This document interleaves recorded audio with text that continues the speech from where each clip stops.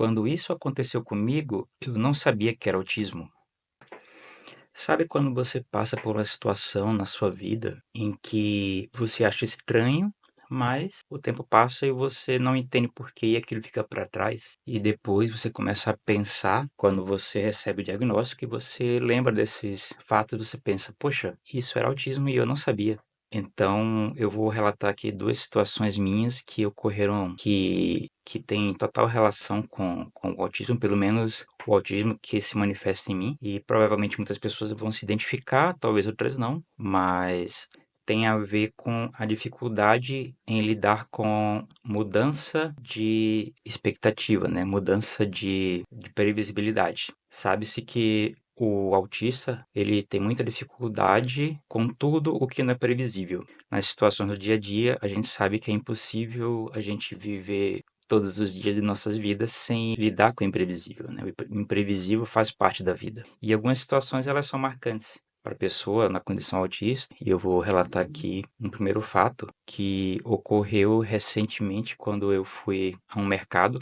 Bom, quando a gente vai no mercado, a gente mapeia na nossa cabeça todas as etapas do que a gente vai fazer antes de sair de casa. Então a gente já tem tudo organizado na mente, como vai ser essa ida ao mercado, o que a gente vai comprar, como vai ser todo o desenrolar disso, até o final, que é quando a gente retorna para casa. E nisso estava eu no mercado, até aí tudo certo, quando eu precisava comprar um produto, que era uma massa para tapioca, de uma marca específica, que é a que eu sempre compro. E quando eu cheguei na prateleira, eu me deparei com um repositor. O repositor do mercado estava lá, justamente organizando a prateleira dessa marca de tapioca que eu precisava. Na hora eu parei e fiquei sem ação, porque na minha cabeça eu comecei a processar a seguinte situação conflituosa. Bom, se eu for ali simplesmente pegar o produto da prateleira, que ele recém organizou, eu vou estar aparentando estar desrespeitando a ação que ele acabou de fazer, que foi organizar a prateleira de uma forma bem organizada, né? E eu iria estar quebrando essa harmonia, digamos assim. E isso me paralisou no momento. E aí eu pensei, e agora o que eu faço? Eu vou assim mesmo, pego a tapioca, a massa tapioca, e ignoro toda a situação e saio? Ou eu espero ele sair, e aí eu ia perder um tempo ali parado esperando, para que eu consiga pegar sem que ninguém perceba e sem que eu não crie nenhuma situação desagradável, digamos assim, que era mais desagradável para mim, na verdade, né? Porque provavelmente ele já está acostumado com isso, não seria nenhum problema. Para a gente ver como uma situação que é inesperada pode causar uma trava, um conflito no momento ali, e esse conflito ele faz a gente gerar um desgaste, né? A gente começa a gastar energia para processar que decisão a gente tem que tomar a partir dali, porque a gente não tinha previsto essa situação. Então é uma situação cotidiana, é uma situação boba, é uma situação que qualquer pessoa lidaria com muita tranquilidade, de forma automática, sem nem perceber, mas a gente processa tudo, né? Então a gente tem que parar, entender e tentar tomar uma decisão. E isso pra gente é custoso. Fato é que eu resolvi esperar, eu esperei o repositor sair, para aí sim eu conseguir pegar os meus 3 pacotes de tapioca, e aí eu fiquei um pouco mais aliviado. Mas o simples fato de eu estar ali parado esperando, estando exposto a outras pessoas que poderiam me olhar e sem entender o que eu estava fazendo, isso também me incomodava de uma maneira muito forte. Porque ao mesmo tempo que eu não queria quebrar uma harmonia ali do que estava ocorrendo, eu também não queria ser percebido como uma pessoa estranha. E querendo ou não, seria uma atitude estranha. Só que a verdade é que as pessoas não estão prestando atenção nos outros na rua, né? Isso é mais na cabeça da gente que a gente pensa isso. Essa foi a primeira história. A segunda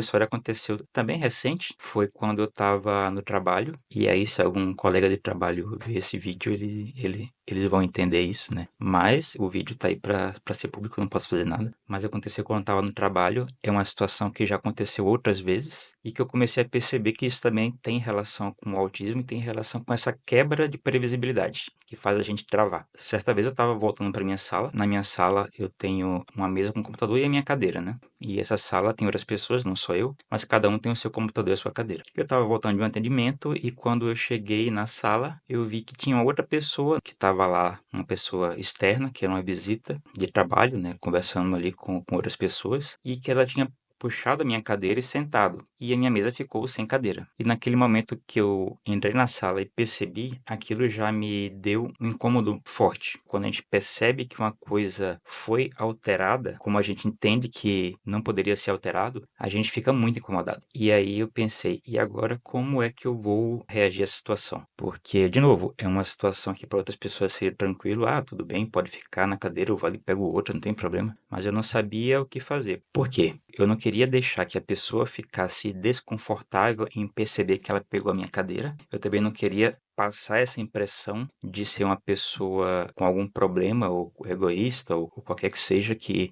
não poderia emprestar minha cadeira para outra pessoa, jamais. Mas eu também não queria ficar sem a minha cadeira. Eu pensava, bom, se eu fizer qualquer movimento para ir pegar outra cadeira, essa pessoa vai perceber que ela está com a minha cadeira. Ela vai, talvez, tentar devolver. E isso já vai gerar uma situação que vai fazer com que ela perceba o que está ocorrendo ali. Esse perceber tem a ver comigo. E eu não quero levantar essa atenção. Mas aí eu fico um tempo paralisado, pensando, e eu decido começar a mexer no computador de pé. Porque, bom, se eu ficar simplesmente parado, chamaria mais atenção ainda. E aí eu comecei a ficar mexendo no computador em pé, enrolei um pouco, depois eu saí, fui ao banheiro, fiquei tentando enrolar o máximo de tempo possível. Essa é uma situação que para mim é uma situação de conflito interno, que eu tenho dificuldade de lidar. Provavelmente uma pessoa do trabalho vai ver esse vídeo, vai falar comigo depois disso. E ela vai achar engraçado, eu acho. Mas enfim, são situações que ocorrem, que não foram só essas 2 vezes que ocorreram comigo, mas que sempre que há uma quebra de expectativa dentro daquela rotina que a gente estabelece para agir naturalmente durante o nosso dia,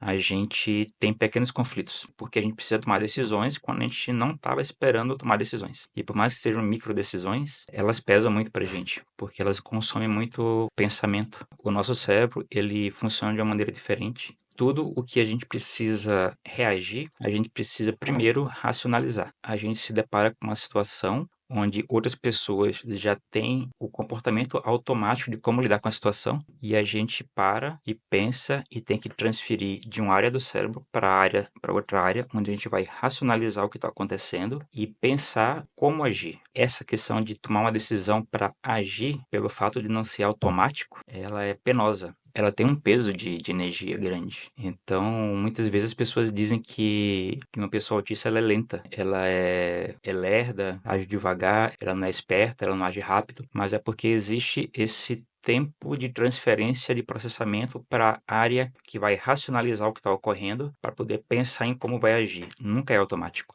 As pessoas que não têm essa condição, elas de alguma forma aprendem a agir em sociedade, no contexto social, para praticamente todas as situações de forma automática. E com a gente não funciona assim. E aí é estranho porque eu não sei como explicar isso para uma pessoa que não é assim e também não consigo entender como é que é não ser assim, olhando uma pessoa que é assim, de forma automática. Mas essa é uma curiosidade a mais sobre uma questão que é relacionada ao autismo e que a gente vai percebendo conforme o tempo passa e a gente começa a analisar o que a gente passou na vida, né? Depois que a gente recebe o diagnóstico, a gente começa a visualizar melhor muitos comportamentos nossos. Bom, se alguém se identificou, se alguém tem alguma situação curiosa que quer compartilhar aqui embaixo nos comentários, eu ficaria muito feliz em ler, em responder também. E é isso, se você gostou do vídeo, curta e se ainda não é inscrito, se inscreva no canal para apoiar o projeto aqui que ainda está crescendo, tá bom?